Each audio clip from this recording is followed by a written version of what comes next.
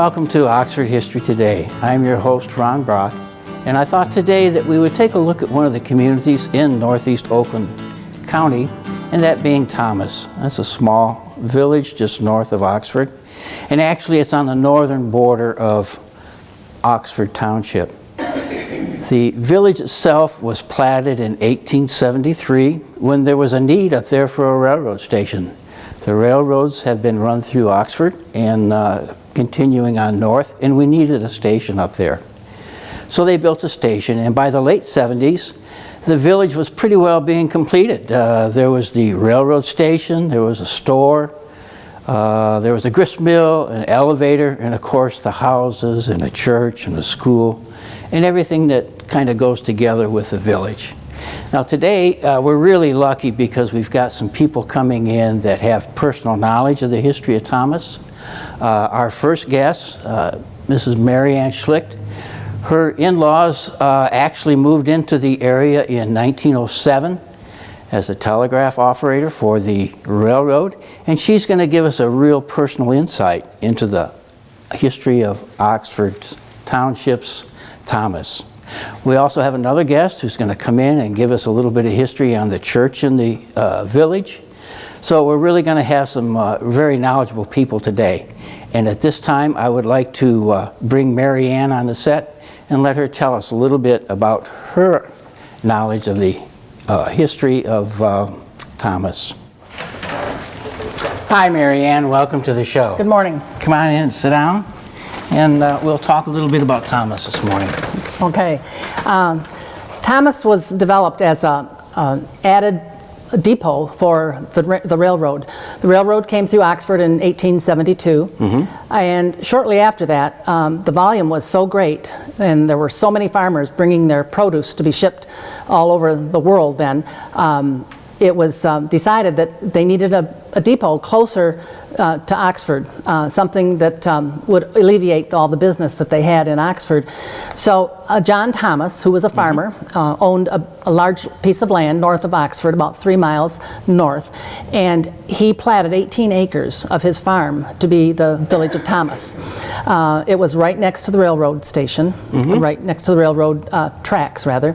And the first building that was erected was that next year, and it was a grain elevator. Okay. Okay, and it was quite large in those days. It was 56 feet by 24 feet, and it had the capacity of loading 15 cars for grain. Wow. This building was also used as the first freight depot. Okay. Okay.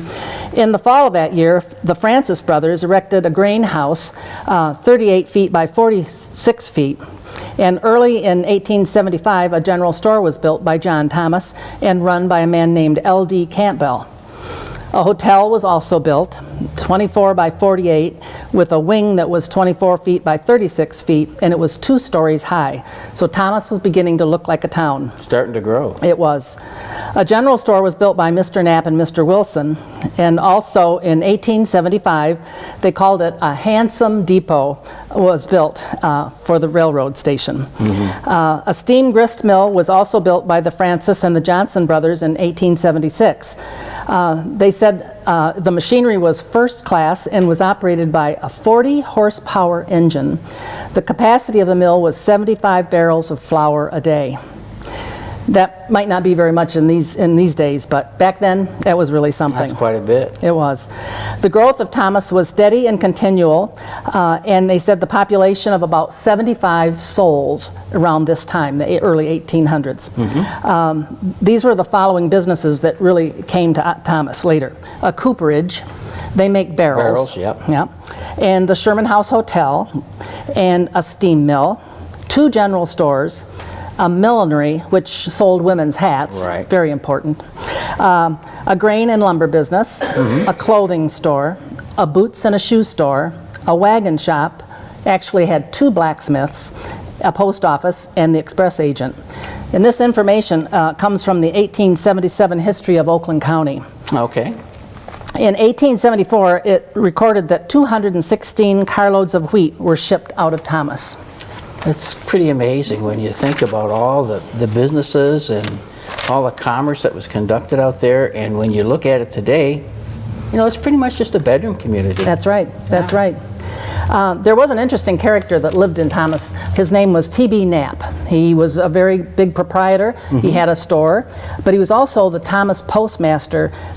It started in 1875 as the postmaster, and his post office was located in his general store. But the record that I want to tell you about is that he was the postmaster there for 52 years. Wow. And in 1920, he was honored as the oldest postmaster in the United States. Isn't that something? Yes, very interesting.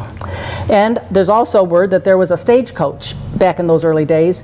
It went from a neighboring town called Oakwood, which was on Oakwood Road, about 3 miles away from Thomas, to the west. And the stagecoach made trips from Oakwood to Ortonville and from Oakwood to Thomas. And the fares were 25 cents to 50 cents.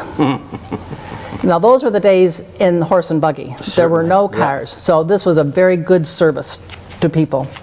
But in 1896, tragedy happened through that area. A tornado tore through Ortonville, Oakwood, Thomas, and went farther north too. Killed 46 people.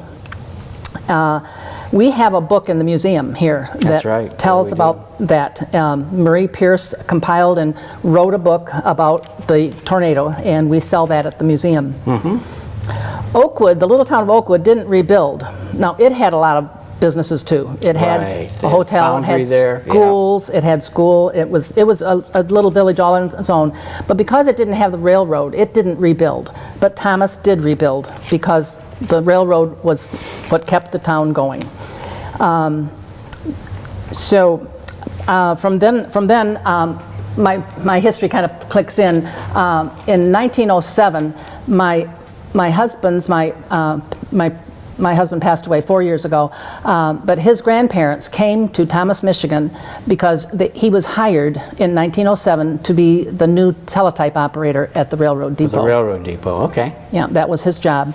So they moved, and my father-in-law was born that year that they moved. So Stan Schlicht was born in Thomas. And that's where most of my information came from, is from his mother. I knew Bertha Schlicht. She died a year after my husband and I were married. She died in 1965. But their first child was Stanley Schlicht, who was my father-in-law. Many, many stories Stan told, and I can't remember them all, but there's so much information from him that I learned that it was a really neat town. It's a good place to be raised. He was kept very busy because in 1912, the Schlichts bought one of the general stores. They bought it from James Collins, and Bertha ran the store while Clyde was at the railroad depot. They kept it for 12 years. And Stan told me that he was so busy that as a youngster, helping his mom at the store, he had a little cart. He delivered groceries and items to people. It was a place where you could walk just about anywhere. And he was 14 years old before he ever made the trip to Oxford. Wow. Yeah. And I'm thinking, the school was there. I don't have the very year that the school started in Thomas, but most communities, that was the first thing they did. When families started moving in, they started a school. And so he went to elementary school there. So 9th grade, he had to go to Oxford, to high school. So when he was 14, that's probably when he made his first trip to Oxford. Isn't that something? Isn't that something? We'll take a break now, Mary Ann, and when we'll come back, we can continue on with your story.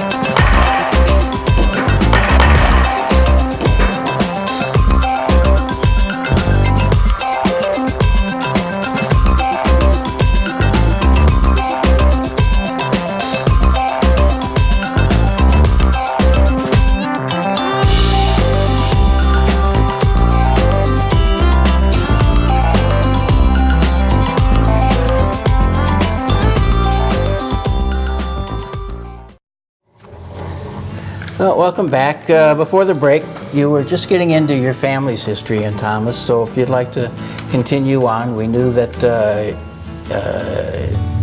your grandfather had made his first trip to Oxford when he was 14, even though it was only 3 miles away, and that's when he started school. So why don't we pick up from there? Okay. Yeah, Stan was probably 14 years old and started school in Oxford at the high school, and it was 3 miles. There were no bus service, so his father bought him a Ford to drive back and forth. And I know he took several of the other students in the area. He remembered talking about the Baldwin girls. There were 4 girls named Baldwin, and they got to ride to school with him. Bertha was my husband's grandma, Grandma Schlicht, and she was a wealth of information. Of course, she lived there from the time that she was very young, and she loved to cut things out of the Oxford Leader, the local paper, and I have lots of books like this that show people that she was interested in, and that I still learn something from it every time I open it up. And she also kept a personal diary. Okay, and she wrote about her day and what happened and who passed away.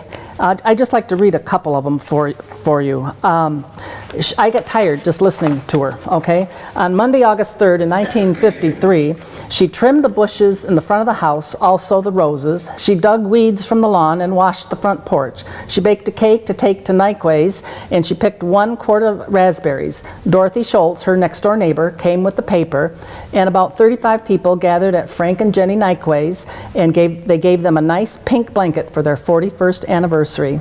And she said, Jenny Delano and Fanny Gibson was there. I got to bed at 1 a.m.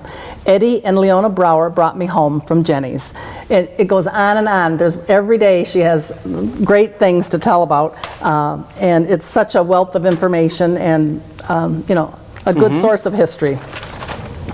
Yeah, it's kind of amazing. The people back then, it just seemed like they all kept a diary, if you will, or a journal. I know my wife's great-grandfather, Coriel, he kept a journal, and it's really fun to read those. He was a carpenter, if you will, or a builder in the Metamora area. He had built a couple houses and some barns and stuff. But, well, the Coriels were good friends of the Schlichts. Oh, yeah. And I have Valentine's and Christmas cards that were engraved back and forth to each party. And especially Stan and Charles were very good friends. Charles was very short. Stan was kind of tall. Oh, yeah. And there's a lot of pictures of them together. Had to look like Mutt and Jeff. They did. They did.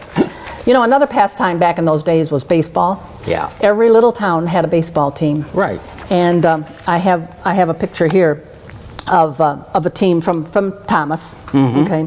And it was the Saturday afternoon thing to do. Oh yeah. Everybody come to town and watch the baseball game.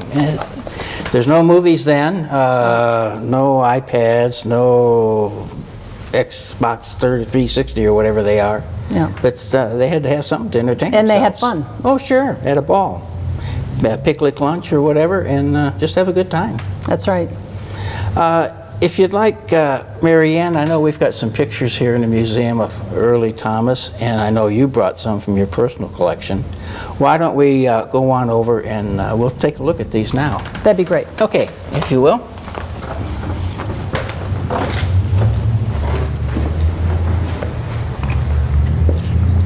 These are some of the pictures that were in Gail's grandma and grandpa's house. Okay. This is the Thomas depot. Depot, yeah. And that's my husband's grandpa and his aunt right there. And that's his wife there. And it says Thomas in 2 places. Oh, right yeah. There. Yeah. And this is another shot, smaller, but it's 1911.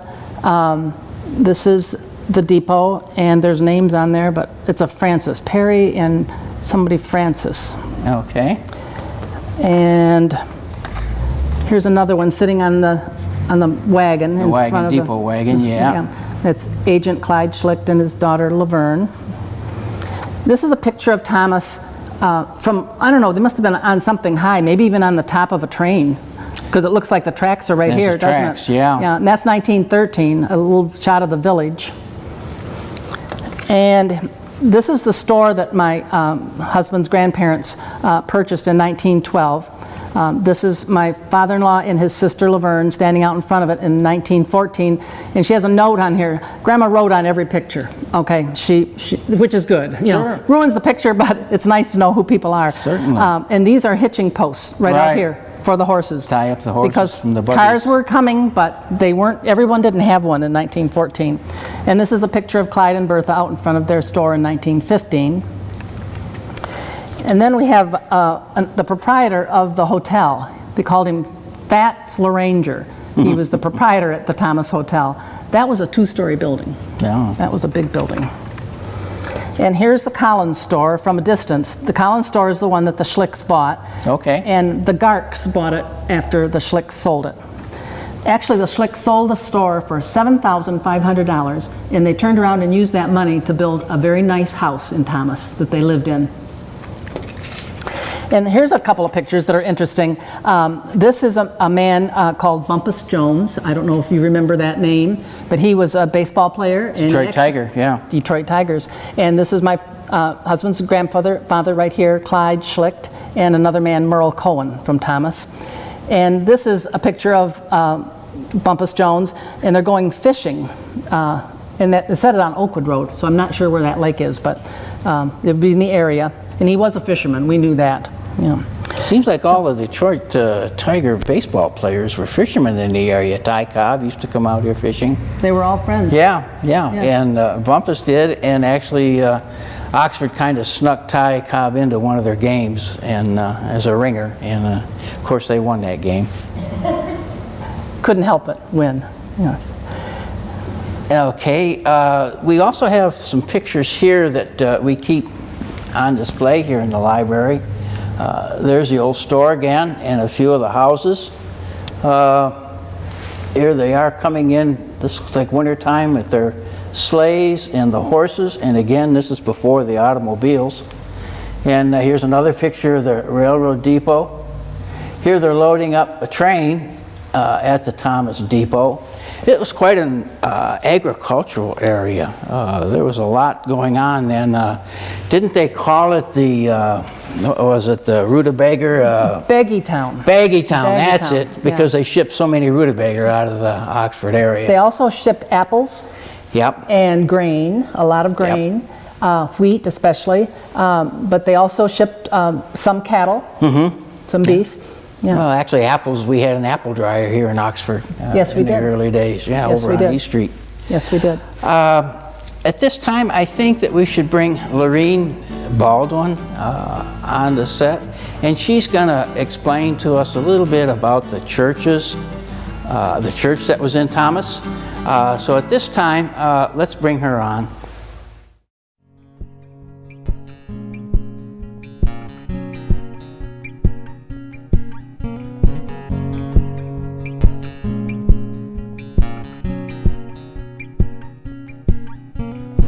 Canine Stray Rescue is Oxford's own local dog rescue. Each year they take in hundreds of dogs and bring them into suitable homes. A certified nonprofit organization, Canine Dog Rescue strives to give pound dogs a new leash on life.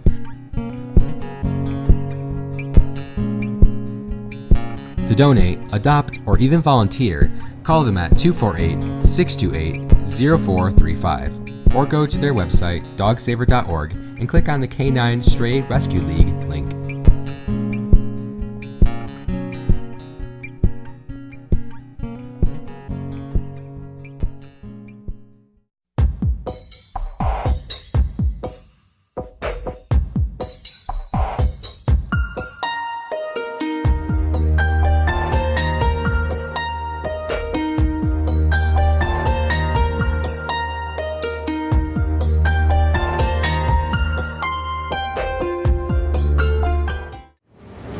Hi, Lorene. Welcome to the show.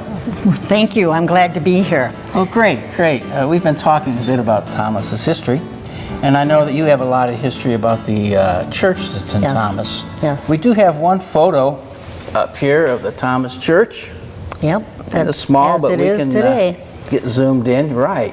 So if you would, go ahead and tell us a little bit about the history of the church. Okay, well, our family moved here probably in 1936. My folks were married and had a farm over on Metamore Road. And I attended Thomas School. Okay. And I walked 1.5 miles to school every day. Loved every minute of it, I'll tell you. And it was just wonderful. And I always attended Thomas Church. Those who attended Thomas School usually came to Thomas Church. Okay. And in 1893, the church first started in Thomas, and it met at the hall. And then when the cyclone hit, it naturally destroyed it. Right. And the church didn't stop on that Sunday morning. They met on the floor of that dilapidated building with the sky as their roof. Yep, and they had their service. Now, you mentioned the hall. Was that the township hall or the village hall? The Thomas Community Hall. Okay, it'd be the village hall that they met in. Okay. Yep. Okay. And then they built across from where the Thomas Community Hall is now and where the church now stands. And that was in 1896 that it was completed. In December of 1896. It went up fast. The cyclone hit in 93 or 96 in May, and they had it constructed by December. Wow, they worked fast. Yes, they did. Yeah, they sure did. And it was just a real quaint church. We had a choir, we had youth group, we had just many things. But back in the early days, I'm sure it was a real struggle to keep it going. Cora Knapp Baldwin, who was right there in Thomas, she was a superintendent of the Thomas church for a long time. And she played the organ, she led the choir, she cleaned the church, she started the fires, she was a bell ringer. They said without Cora Knapp Baldwin, probably the church would not have been here today. Wow. Because she kept it going. And they only had 12, maybe to 15 members that would come to church on Sundays.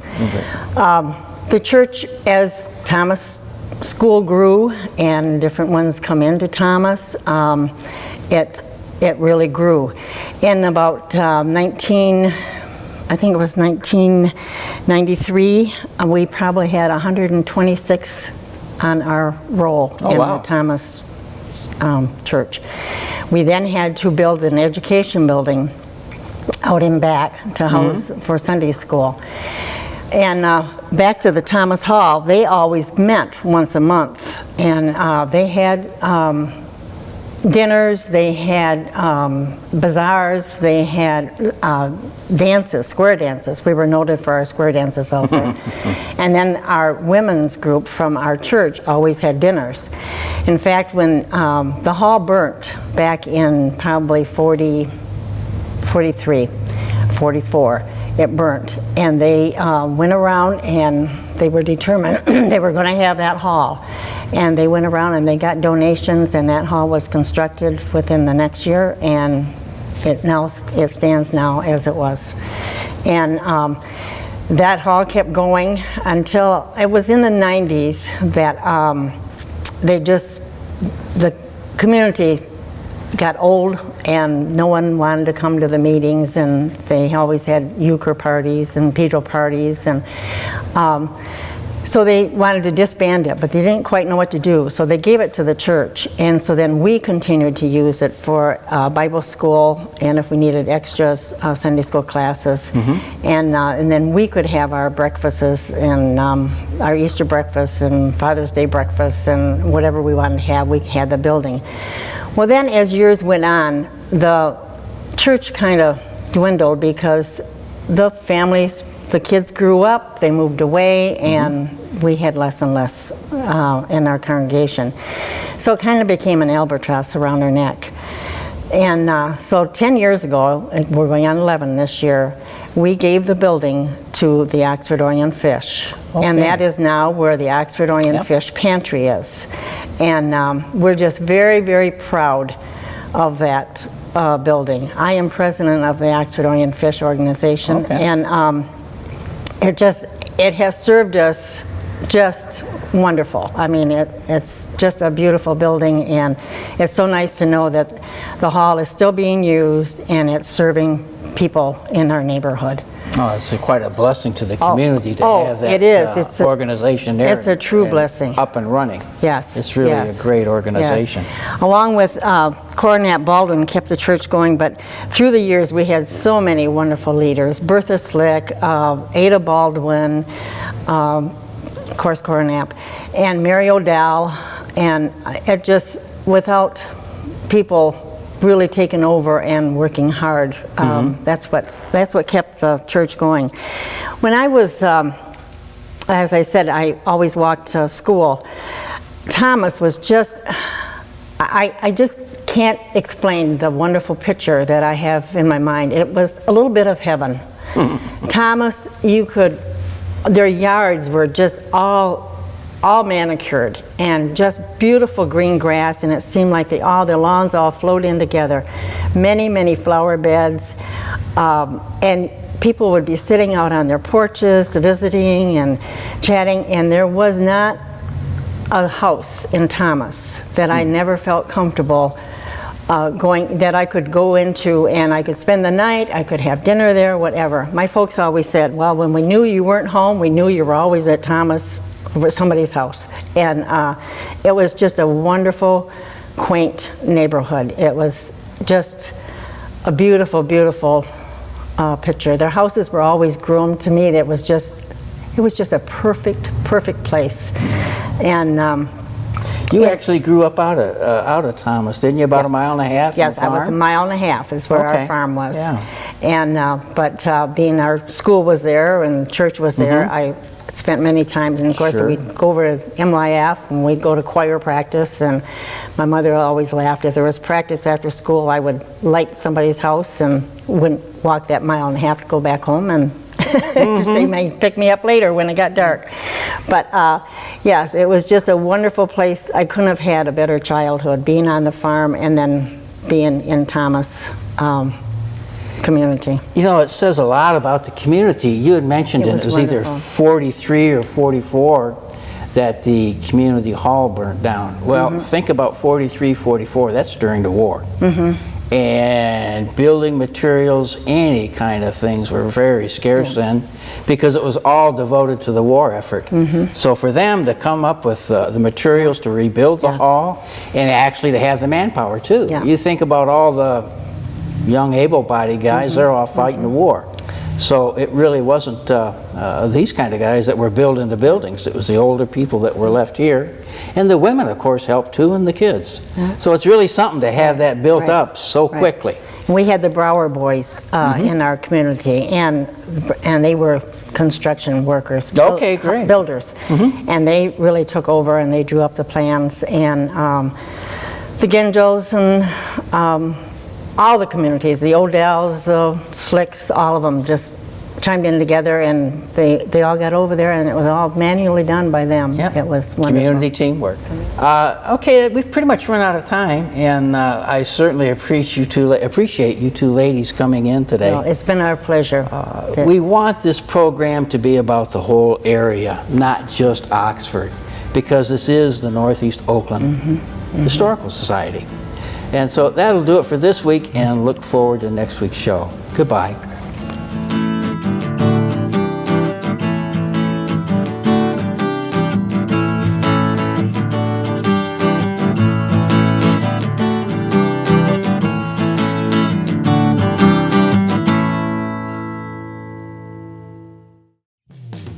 Oxford Orient Fish helps provide emergency aid to the people of Oxford, Lake Orion, Addison, and Oakland Townships.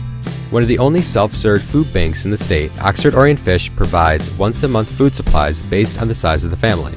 To donate, volunteer, or to find out more, call Oxford Orient Fish at 248-628-3933 or go to their website, oxfordorientfish.org. Oxford Orient Fish, neighbors helping neighbors.